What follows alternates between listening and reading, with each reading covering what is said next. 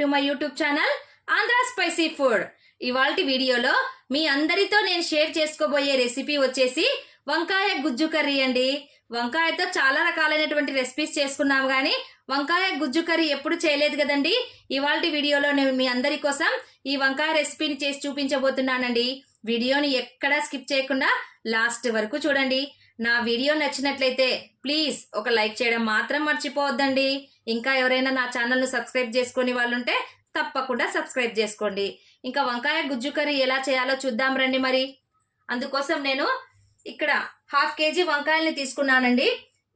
ఇక్కడ నేను ఇలా రౌండ్ షేప్లో ఉన్నటువంటి వంకాయల్ని తీసుకున్నాను. లేదు అంటే పొడవుగా ఉన్నటువంటి వంకాయలైనా తీసుకోవచ్చండి. నాకు ఇవే దొరికాయి కాబట్టి వీటినే తీసుకున్నాను. దీంట్లోకి నేను ఒక పెద్ద మీడియం సైజ్ టమోటాలను 3 తీసుకున్నానండి. వాటితో పాటు ఒక 4 ఆనియన్స్ని ఈ విధంగా వలిచి పెట్టుకున్నాను. ఇప్పుడు వంకాయలన్నిటినీ చిన్న చిన్న పీసెస్ లాగా కట్ చేసుకుందాము. ఇక్కడ ఒక బౌల్లో వాటర్ని తీసుకున్నానండి.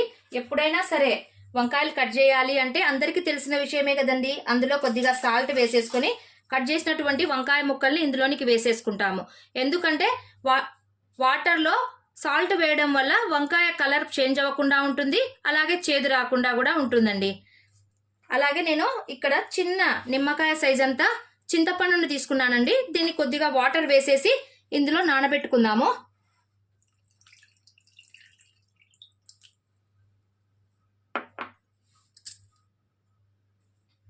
ఇప్పుడు వంకాయలను ఈ విధంగా చిన్న చిన్న, మరీ మందంగా లేకుండా చిన్న చిన్న పీసెస్ లాగా కట్ చేసుకోవాలండి.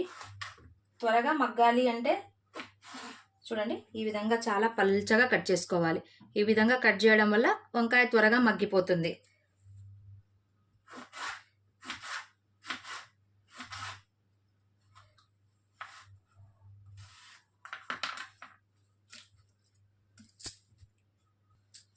చూడండి, వంకాయలన్నిటినీ ఈ విధంగా కట్ చేసేసుకున్నాను.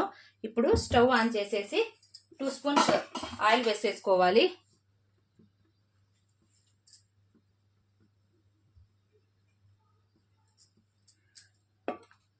ఆయిల్ కాస్త హీట్ ఎక్కాక మనం కట్ చేసి పెట్టుకున్నటువంటి ఈ వంకాయ ముక్కల్ని ఇందులోనికి వేసేసుకోవాలి. చూడండి,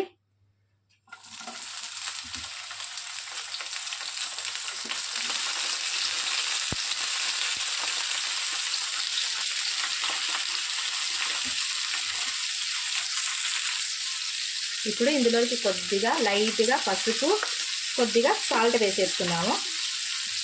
వంకాయలు మగ్గడానికి కాస్త లైట్గా సాల్ట్ వేసేసుకోవాలి. ఒకసారి బాగా కలిపేసి మీడియం ఫ్లేమ్లో పెట్టేసి మూత పెట్టేద్దాము.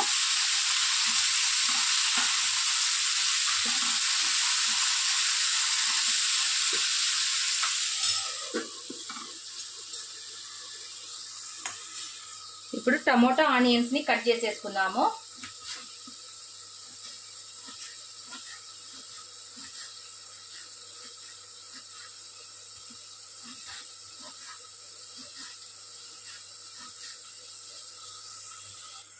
ఆనియన్స్ని కట్ చేసుకున్నాను కదా, ఇప్పుడు ఈ ఆనియన్స్ని ఇందులోనికి వేసేసి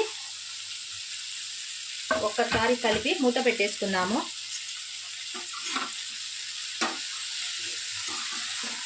మనం టమోటా కట్ చేసేలోపు ఆనియన్స్ మగ్గిపోతాయండి.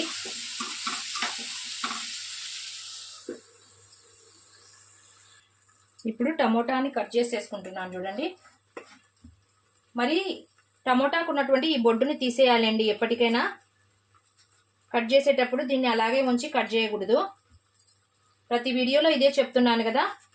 చూడండి, ఈ విధంగా ఈ పార్ట్ని మనం తీసేసుకోవాలి. మరీ చిన్న చిన్న పీసెస్ లాగా లేకుండా కొంచెం మీడియం సైజులోనే కట్ చేసుకుంటున్నాను.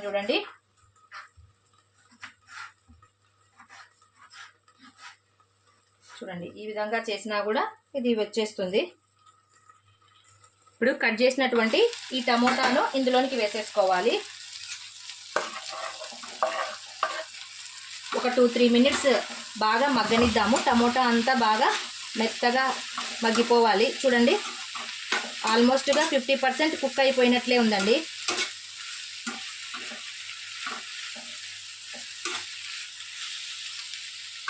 మూత పెట్టేసి ఒక 2-3 మినిట్స్ మగ్గనిద్దాము.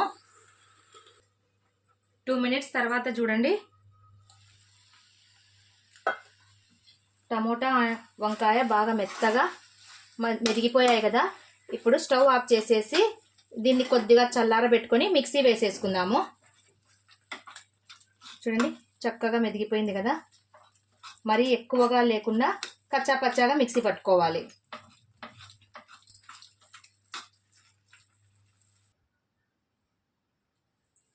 చూడండి ఈ విధంగా మెత్తగా మిక్సీ పట్టేసుకున్నాను. ఇప్పుడు స్టవ్ ఆన్ చేసేసి ఇందులోనికి ఒక 2 స్పూన్స్ ఆయిల్ వేసేసుకుంటున్నాను. ఇప్పుడు పోపు పెట్టేసుకుందాము.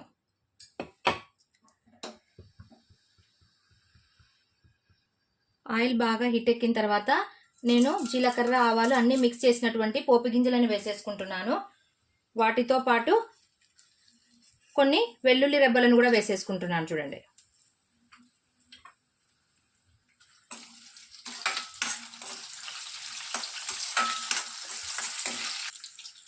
ఇది బాగా వేగిన వెంటనే కట్ చేసి పెట్టుకున్నటువంటి ఎండుమిర్చిని వేసేసుకుంటున్నాను. అలాగే కరివేపాకును కూడా వేసేసుకోవాలి.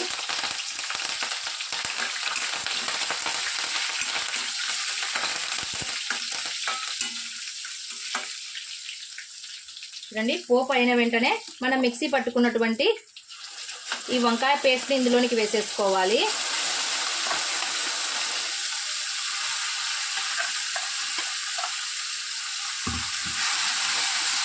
ఒకసారి బాగా కలిపేసుకోవాలి. చూడండి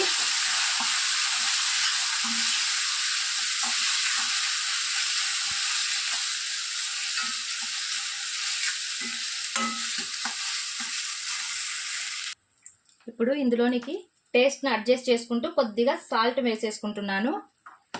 అలాగే లైట్గా పసుపును యాడ్ చేసుకోవాలి. 1 స్పూన్ మనం ఇందులోనికి చిల్లీ పౌడర్ని వేసేసుకోలేదు కదా, అందుకని 1 స్పూన్ చిల్లీ పౌడర్ని వేసేసుకుంటున్నాను. చూడండి ఇప్పుడు ఒకసారి బాగా కలిపేసుకోవాలి.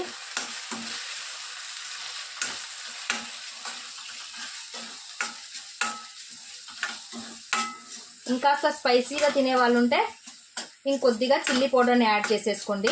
నాకైతే 1 స్పూన్ చాలండి, నేను తీసుకున్న వంకాయ క్వాంటిటీని బట్టి. ఫైనల్గా ఇందులోనికి ఏం వేసుకుంటున్నాను, మనం చింతపండు రసం అండి.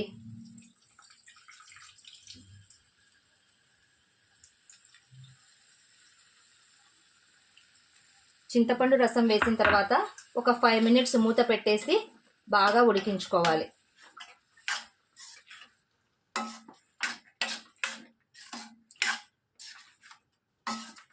ఇప్పుడు మూత పెట్టేసి బాగా ఒక 5 మినిట్స్ ఉడికిద్దాము. చూడండి ఎంత చక్కగా వచ్చేసిందో. ఇప్పుడు ఫైనల్గా మనము కొద్దిగా ధనియాల పొడిని వేసేసుకోవాలి.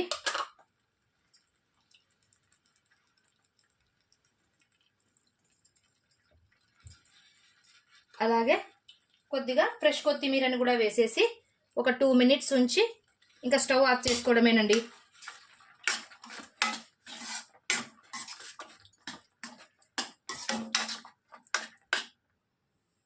చూడండి ఫైనల్గా వంకాయ గుజ్జు కర్రీ రెడీ అయిపోయిందండి. మీరు కూడా ఈ రెసిపీని తప్పకుండా ట్రై చేయండి.